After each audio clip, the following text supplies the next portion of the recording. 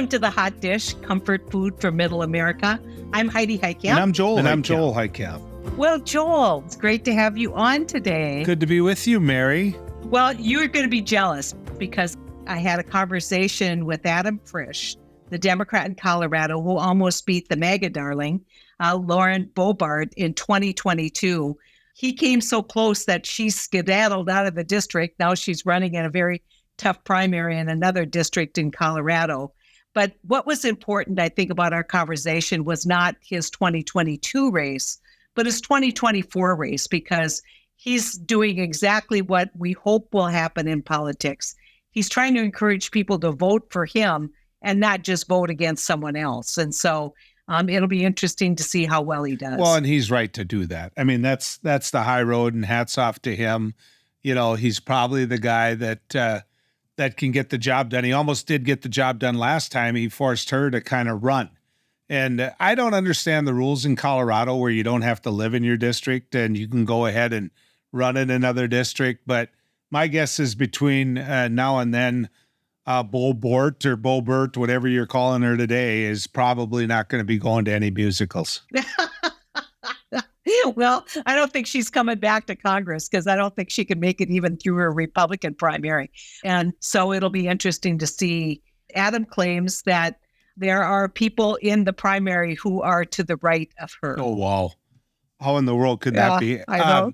In her case, I'm always really curious because the strength that individuals like her have and the Marjorie Taylor Greenes have is usually money. You know, that high profile, here I am, Madam MAGA, you know, willing to be just outrageous. And so I'm curious, you know, she can run against X number of people, but number one, that usually helps somebody perceived as the incumbent. But are they just so embarrassed that they have her, that her time is come and gone? Oh, I think that she's moved to a district that she can't win in. Ken Buck, who has controlled that district for a lot of years as a Republican, basically quit and arranged it so that she would have a difficult time taking over his seat. So, you know, the goalpost keeps moving in the Republican Party in terms of the amount of outrage that can be, I think, advanced in the Republican Party. First, though, I want you to meet Michelle Rathman. Michelle has over 25 years of experience working on rural healthcare issues. And she now has a podcast called The Rural Impact, which talks about health and other issues facing rural Americans. We're going to be talking to her occasionally as we examine rural healthcare issues in the coming months. So I hope you get as excited as I am to get to know her.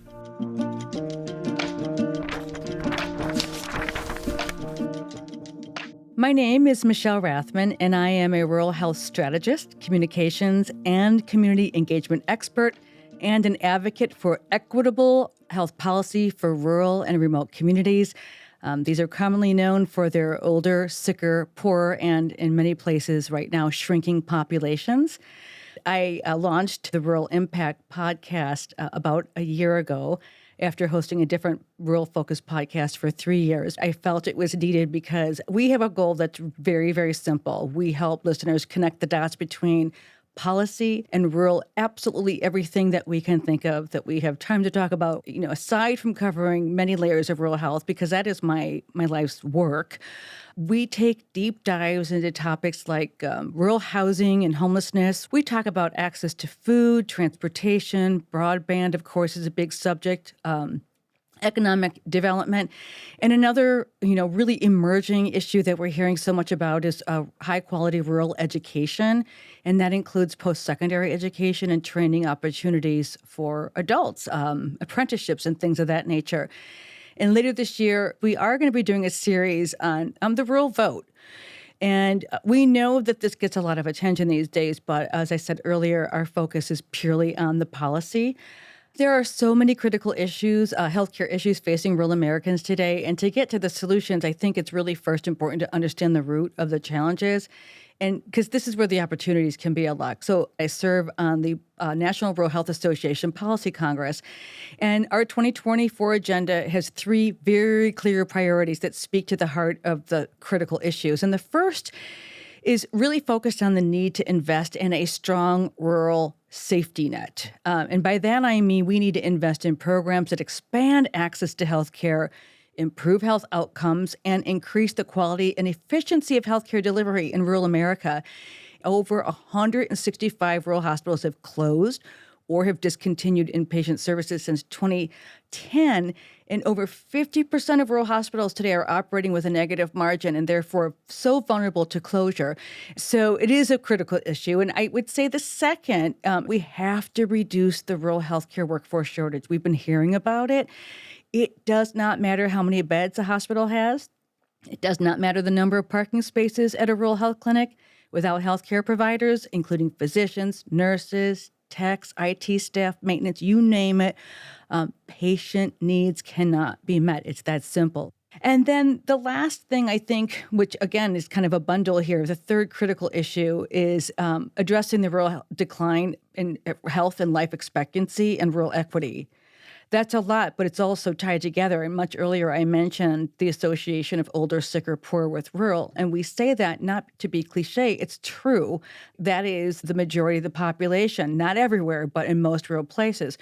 So each of these single factors alone are a challenge, but together they are a recipe for nothing but poor health outcomes.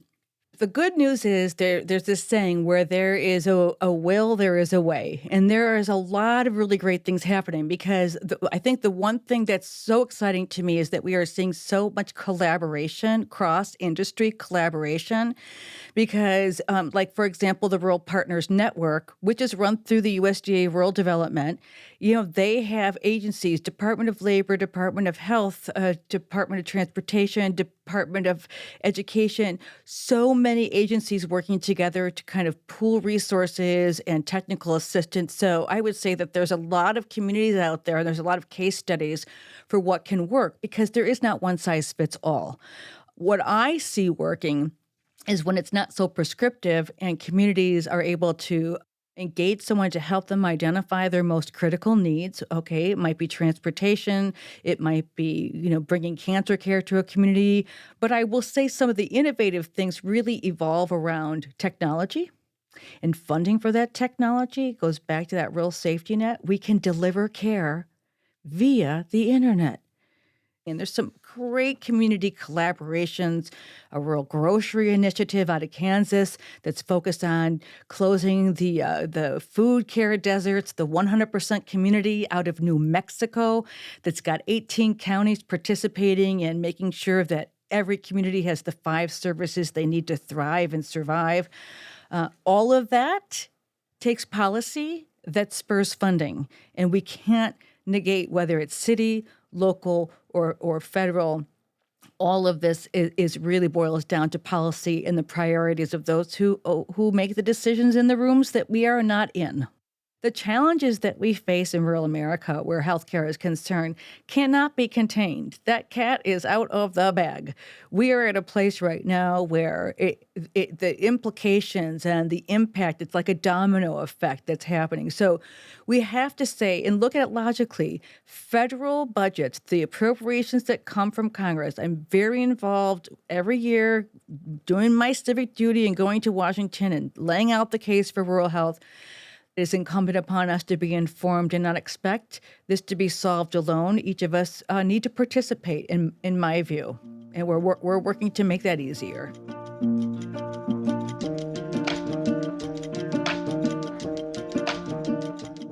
Listeners, I want you to meet someone who understands rural America as well as anyone, but also understands issues like global economics and international finance, maybe the best of both worlds. He's running to represent Colorado's 3rd district in Congress, where he almost beat Lauren Boebert in 2022. He came so close that she moved to a different district because she knew she couldn't beat him in the 2024 race. Welcome, Adam. Thank you so much for joining us on The Hot Dish. Great to be here, Senator. Thank you so much for everything you've done, and excited to have a conversation.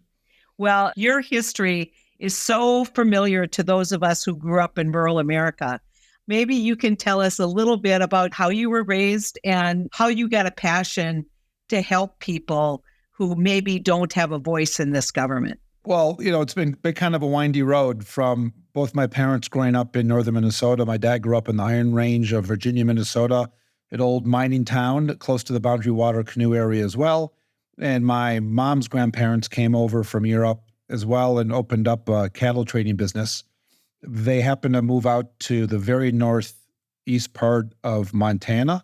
I was born on Fort Peck Indian Reservation. Actually, I was born in Wilson, North Dakota, which was the closest hospital to Wolf Point in Poplar, Montana, but lived there for 5 years. My dad spent 5 years working for the Indian Health Service. We moved back to Minnesota, where I grew up in Minneapolis.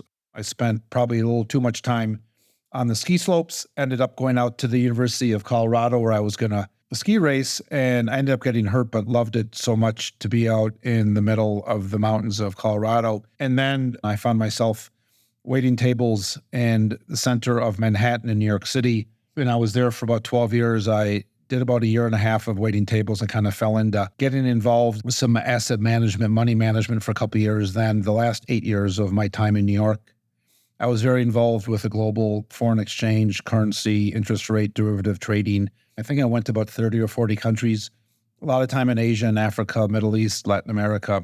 And sadly, like a lot of people, just had to deal with the aftermath of 9/11, a lot of funerals for friends. That's when I figured it might be a good time to hightail back to Colorado and see what's going out there. I met the proverbial girl, Katie, in the Western Slope. We have been married for over 20 years. We have a 18-year-old son who is a high school senior, and our daughter is finishing up her junior year in high school. My wife spent some time on the school board in the Roaring Fork Valley, and I spent 8 years as a city council person. Both Katie and I look at those jobs as elected community service. And then the roundabout way, at the end of 21, late summer, early fall, there were some comments made by the current representative. And I'll just say it was very on brand. And that's where my very politically astute son, 16 at the time, and Katie and I had a conversation. And there must be a better way for the U.S. Congress, the House of Representatives, Colorado, the Western Slope, and Southern Colorado to have better representation. So we thought as a family, it was super important that sometimes it's important to stand up. And it turned into a big deal. Yeah, well, it turned into a big deal because you took on someone that we have watched with great concern about democracy moving forward, and someone who has not always represented the best interest of the thinking of many people in this country, of the United States of America, but more importantly, of this amazing district that you hope to represent. How did you convince your fellow citizens of District 3 that you were the guy for the job, that you were the guy who would carry the mantle forward for their interests? Great question. And I'll give you a quick bio of our district. First of all, it's 50,000 square miles. It's larger than the entire state of Pennsylvania. We have 27 counties. As you know, every House of Representative district has about 725,000 people. If you're in Manhattan, you can run around that district in about an hour, maybe an hour and a half. For me, it takes 10 hours to drive with no traffic across our district. And the district makeup is about 22% registered Democrat and about 32% Republican and about 45% registered unaffiliated, which I was for about 20 years. And we have some of the wealthiest counties in the country, including one I live in, Picken County, home base of Aspen. We have Telluride, another kind of high-end resort community with a lot of great people. But we also have some of the least well-off counties in the country, right a little bit south of the New Mexico border. There are still teachers down there making $24,000 after 10 years of public school service. We have ranchers, we have farmers, we have coal mines, we have a steel mill, which is 80% solar power in Pueblo. We have this huge district, and I've been living the Western Slope district for 20-some years. The easy thing for me to run is what I said in the Democratic primary is exactly what I share with people in the general election this time and last time. And because it's the conversations I was having with my family around the proverbial and literal kitchen table. And so we've earned the trust of a lot of people. They're still looking for sincerity and authenticity in the face of a lot of what my buddy Dean Phillips calls angertainment, this angertainment industry that is so prevalent. And I knew that it was going to take a lot of work. And it's one of the reasons we've driven over 50,000 miles in the past couple of years. ranchers and farmers are very pragmatic. And the current congressperson is about as unpragmatic as you're going to get. And I just knew that we could build a coalition. My mom calls it the Pro-Normal Party Coalition. And we've been very, very focused on that from day one. I think people who are listening to this can say, okay, so you have Aspen and you have these areas where, coastal elites have moved in. But mainly what people who listen to this podcast are going to be asking is, what are you hearing from those ranchers and those farmers? What are they telling you? Yeah. Listen, we have a diverse economy, but our resort communities are like literally 1% of the vote, like literally 1 or 2% of the vote. The vast majority of people are voting are non-Democrats, small business owners, ranchers, farmers, natural gas producers, coal miners, steel workers down in Pueblo, proud union members down there. And so we have this microcosm of a lot of different moving parts. And I'll say this, there's a couple of things that people are talking about a lot. One, people are exhausted, Senator, with the national conversation. It's probably, sadly, the most appropriate word I hear all the time, whether they're left, right, or center, involved in politics or not. People are just exhausted with all the yelling and the screaming, that angertainment industry that Representative Bobard and her friend Marjorie Taylor Greene and all these other people are so fond of just stirring up the pot, not focus on the district. So people are exhausted. Two, they want someone to focus on the district, not themselves. And that's been very, very clear from how things go. The good thing about our district is, it leans 5 or 6 points red, but our conservative friends out there, and you know this as well, probably up in the Dakotas, it's more of a libertarian conversation than it is a conversation that we would see in the Deep South.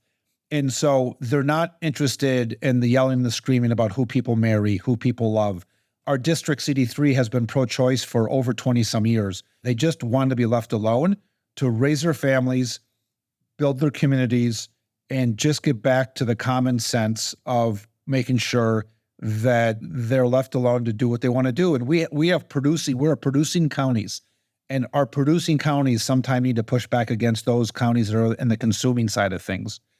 And the producers of steel mills, the producers of wool, the producers of beef, the producers of domestic energy, whether it's solar, wind, hydro, they just feel left out of the conversation, out of Denver's conversation and DC's conversation. When you grow up in places like we do, we know that mineral extraction and extraction of energy and extraction from animals and agriculture is a wealth creator for the rest of the country. And yes. I think where you and I live, they feel that role in the American economy is underappreciated. And, so I think you're not hearing anything different than I'm hearing, which is, why don't people understand that what we do is important to the American economy? Yeah, and I just spent time meeting with a rancher and farmer that is trying to figure out how to make sure more of that money that coming out of the food industry ends up in the producers and not the processors, right? Yeah. And that's a conversation. And we are pushing back to make sure that moms and pops and the families of multi-generations are able to keep their head above water, competing against a lot of industrial food production out there. And that's a conversation, that we have all the time. Yeah, I want to kind of ask you about now that Bobard has exited. When you ran in 2022, you had that foil of this woman who really didn't represent her district, really didn't represent anything other than the 15% of the population in this country that's angry and just wants to listen to, in my opinion, hate speech. Tell me why you think that in that environment where you are not running against her, you could be successful in the 3rd district. No, thanks for asking. The question comes up a lot. Yeah, to bring everyone up to speed, in mid-December of last year, Bobard's team did an internal poll in a horse race between the representative and ourselves. And I know what the questions were because a couple of my friends got them. I don't know what the exact results were. That's a great thing in where you live, where we do. Yeah. People get polled and they call you. I wrote down every question. I tried to listen really hard. But there's no such thing as a secret. For the first time in 25 years, we think a sitting congressperson decided to pack their bags, put their tail between their legs, and hightail out of the district. And so we're proud of that. Listen, it would have been more fun to defeat her at the ballot box this coming fall, but there's a lot of good things about her being gone. She's not representing CD3 anymore. She never did, but she doesn't even have that title anymore, at least not for a couple more months after that. 2, I've been trying to tell a pro-Adam story about why people should be voting for us, not against other people, for a really long time. And that really got lost because while we never spent any time hammering her away about her family and her personal foibles, and there's a lot of them, everyone in the national world came in to just kind of hammer that conversation. And we took the blame for picking on her about, I'm focused on policy, not personalities. And the fact that she in that traveling national entertainment circus has now left Western and Southern Colorado, that's one of the best successes we'll ever have. But I do want to remind some people, we're running unopposed, which is great. There are 6. In the primary. We have an uncontested primary at the end of June. The Republicans have a primary with 6 Republicans on the ballot. There's everything from some more traditional Republicans to people that are probably more extreme than Lauren Boebert, which might be hard to believe. So we're not sure what we're going to get. But, even though this district leans the other way, and as I tell people, I'm not on Team Red, I'm not on Team Blue, I'm on Team CD3. And that is my mantra. And I truly, truly, truly believe that. And we also have a very important state constitutional amendment to protect women's health care and freedom, reproductive right freedom. And as the son of an OBGYN of 45 years, worked for Planned Parenthood the last couple of years, dealing with bomb threats and death threats growing up every once in a while. My youngest of 3 sisters is an OBGYN. This issue is really, really important to my family and myself. And so we're going to need to continue to earn trust of Democrats, Independents, and Republican. And we're very, very focused on Team CD3, not this partisan stuff. As you know as well as anybody, Senator, the people out in the rural parts in their small towns, they're not really politically focused. They're just focused on who is going to look after and allow my family and my community to thrive to its best ability. You're going to be an independent voice for your district. And you're going to say some things that aren't necessarily consistent with the mantra of the Democratic Party, things that people need to understand about energy, things that people need to understand about agriculture. And so this race is so important to not only securing different leadership in the House of Representatives, but so important to changing the narrative about what a Democrat can say and do in the House of Representatives. You're spot on, Senator. There's a couple of reasons I ran. One was obviously because of the current representative. The other thing is I came across some statistics that you know so well, but some of your listeners might not, which is, I don't like monopolies, and there's monopolies in business and there's monopolies in politics. And I say this with respect to a lot of big cities, like these 20 big cities are always not getting the best version of the Democratic Party, and a lot of rural parts of our country are not getting a great version of the Republican Party. And, there are 2,000 rural counties in the country defined by the Department of Agriculture based on density, out of about 3,100 counties in the country. Bill Clinton in 96 won more than half of the rural counties. You go forward 12 years, 2008, Barack Obama, who won Indiana once and Iowa twice, right? He got 25% of the rural counties. And with all due respect to President Biden, in 2020, he won fewer than 10% of the rural counties in the country. And that monopolization is showing up in rural America, that it's 90% one party, and 90% of anything controlled in a duopoly is not healthy, and it's not good. Yeah. And that's why I'm just so focused on not Team Red, Team Blue, but Team CD3. Adam, you'll know your opponent in June. Is there a runoff if anyone in the Republican primary doesn't get 51%? No, or will it's a plurality. So, there's a good chance that someone's going to win this race with somewhere in the high 20s to low 30s. We'll have to see what we're going to get. And it may be the most extreme person on the ballot. Well, I mean, you do not see a lot of Mitt Romney showing up these days at the Republican primaries, do you?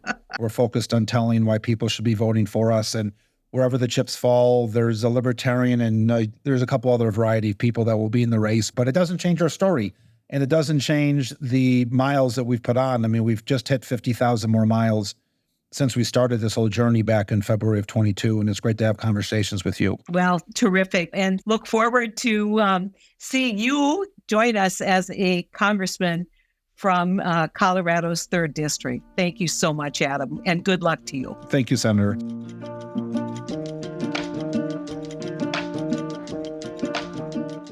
Every Mother's Day, I think about how your mother's opinion of you and your mother's opinion of the world really helps fashion or shape your future. I mean, you think about if we had a mother who was passive and who didn't show the example of fighting for herself and fighting for things that she believed in, would we be where we are, Joel? Well, you think about the era that mom was raising children in. Number one, mom switched to Catholicism. And I think at times when we look back, oftentimes we don't think of the role that religion played in forming all of us. And in mom's case, there were things that she agreed with and there were things that she didn't agree with. And she wasn't afraid to say the things that she didn't agree with. And mom used to joke, Heidi, about, I was born in 1961. And I think the pill came out in 61 or 62. And mom always said, if it had come out earlier, you wouldn't be here. So that, I'm the last of 7. So the point being that in a Catholic world, that was unheard of at the time. And she said, to heck with it. I'm not having any more kids, and so it was just a different era. Yeah. I mean, we still live with her legacy every day. I can hear, my mom's voice in a lot of the stuff, like whether it is people trying to take away women's right to choose. She was pro-choice and kind of openly pro-choice and almost to the point of embarrassing us when we were kids, because that was not the dominant kind of position that women were taking. She was somebody who believed women should run. One of the stories that I love telling about mom is when Barack Obama beat Hillary Clinton in the primary, my mom was all in for Hillary. And she called me up actually, and she said, well, what do you think about Barack Obama? And I said, I think he's going to be a good president. I think that he's a good person, kind of singing his praises. And she goes, yeah, I suppose it will be okay. But I always thought I'd lived long enough to see a woman president. Well, and it goes into what you were talking about earlier, Heidi. Mom voted for someone and not against someone. And I think that that's important too. Although that I don't want to paint her out to be some angel. There were certainly some individuals she didn't like when it came to their policy. But I mean, look at our family. 7 completely different kids that agree on some things and don't agree on others, and that was encouraged. Yeah, well, and she brought that same, attitude to her grandkids. And now that I'm a grandma for the first time, you've been a grandpa for a lot of years, 13 and counting. This is a new experience for me, but you feel that sense of generational change and what do you want to provide for the next generation. But, when you think about kind of her legacy and the legacy of all the women in that generation, they experienced a lot of autonomy during the war, right? So during World War II, men went off to war, women stepped up. They were doing things that they hadn't been expected to do in the past and doing it well. And then, the soldiers come home and it's like, now we want to put this society completely back the way it was. And these were the generation of women saying, we're not stepping back. And it's kind of consistent with where we are right now on the issue of reproductive freedom, which is women saying, we had this right, we were responsible with this right, and we're not stepping back. And I think that's the legacy of my mom's generation. Well, yes and no. I agree with you about mom and what certain women did, but mom wasn't always very popular. It wasn't just a generation. I mean, mom with these strong stances in what is a fairly conservative state, but the mom I knew and the mom actually you knew wasn't always very popular. Well, I don't think she cared about popularity. No, I agree. If she did, she would. If she cared about being popular and saying the thing that everybody was saying, she wouldn't have been the mother that raised us. No, but the point in me saying that is, you say generationally as though it was all kumbaya, we're going to get this stuff done. It was people that broke through even their own gender that got it done. Well, that's true. I mean, people who are willing to say, why are you letting that happen? Why are you not fighting for what is rightfully yours or for the dignity that you're entitled to? And I think it was one of the challenges that my mom had with the Catholic Church, which was the patriarchy of the Catholic Church. Well, for the record, I live closer to the cemetery where Mom and Dad are buried than you do, Heidi. And after the Dobbs decision, I went out there and I saw a great big hump in the ground where, it turned Mom around. She was so ticked off. So, which is pretty hard to do since she was cremated, Joel. well, Come on. Who knows? Who knows? Maybe she spun Dad. Yeah. maybe Dad was trying to move away from her strictly out of fear,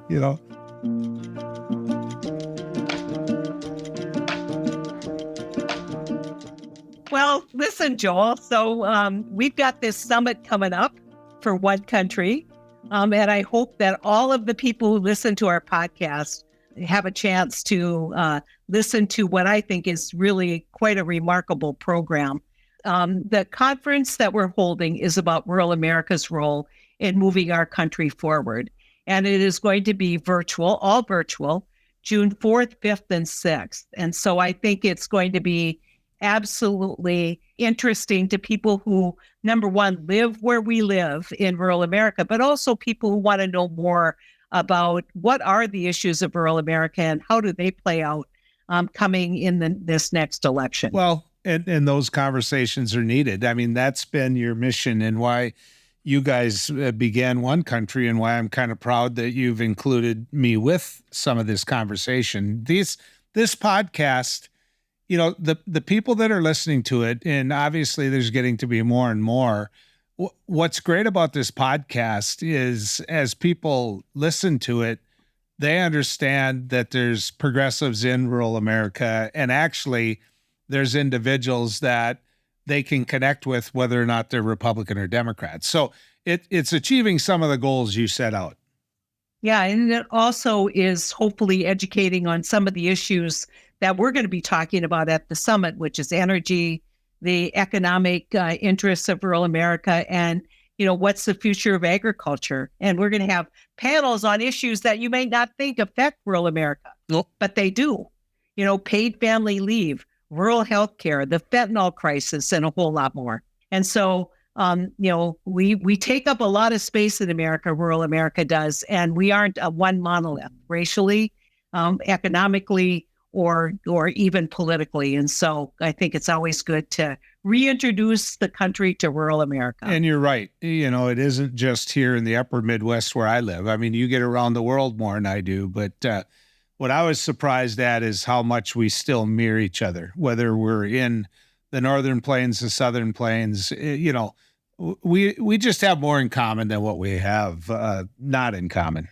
So, at the end of the day, if you're interested, you can register for this summit at One Country. It's free. One Country Rural Progress Summit. You go out on onecountryproject.org and click on the link, and you'll be able to see all of the agenda, and you'll be able to register. So I hope you do that. There you go. And I'm going to ignore the fact that I didn't do it, and I will do it. Heidi, okay. Not just because it's going to be a good summit, but because I'm afraid of you. You should be afraid of me.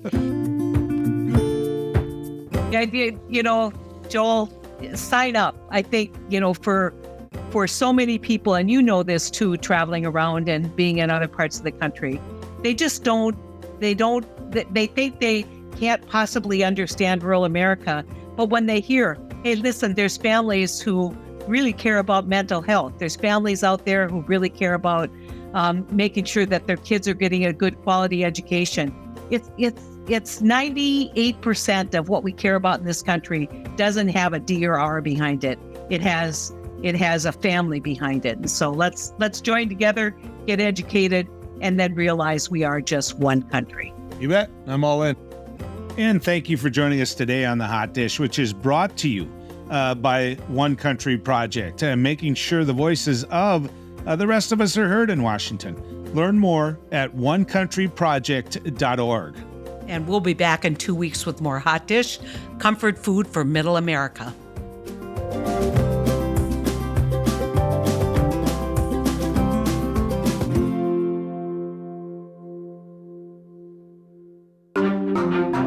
Topica.